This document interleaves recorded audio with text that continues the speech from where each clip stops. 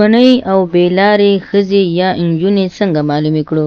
سلام ګران لیدونکو، هیله ده چې روغ جوړ او د صحت جامې مو برتن وي.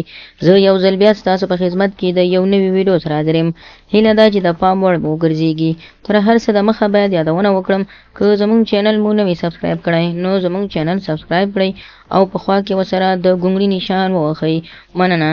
کونۍ یا بېلارې نجونې یا ښځې څنګه وپېژنو؟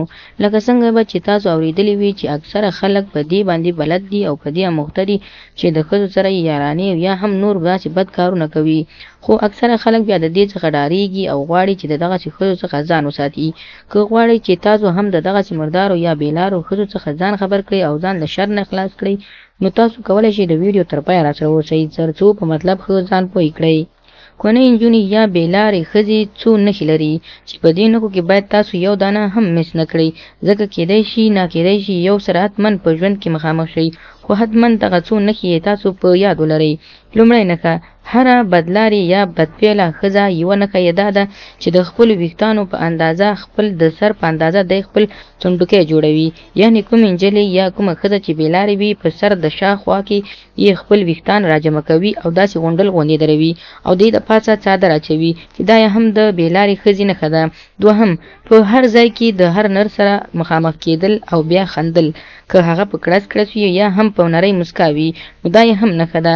درېیمه نښه: خپل کوناټي د باندې راباسي او د خلکو ته یې ښیي تر څو د دغه کوناټو څخه نور خلک خوند واخلي او دې ته وخت ورکړي او یا یې لارې ته راولي.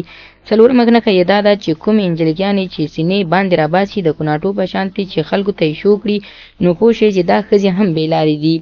پنځمه نښه یې تر ټولو خطرناکه نښه یې دا ده چې هر ځای کې ودرېږي او هر ځای کې هر چا ته د سترګو په اشاره خلک پوه کوي، چې یعنې سترګې کله تنګې کړي کله ازادې کړي. که څه هم سترګک نه وهي، خو د سترګو اشاره یې دغه ده چې نرمول او سختول د دې ښځو دغه نښه ده چې دا خلک ځان ته راجذب کوي. خو هغه ملګري چې په دې ګناه باندې اخته دي، الله خو دې هدایت ورته وکړي، او کوم خلک چې د دې څخه ځان بچ کول غواړي، نو دغه نښې د ښځو څخه چې دوی پکې ولیدلې، نو حتما ځان ترېنه 1 متر په ځای 100 متره لرې ځان ساتئ، ځکه که په دې بلا چېرته واوښتئ نو بیا به مو ژوند ډېر خراب شي.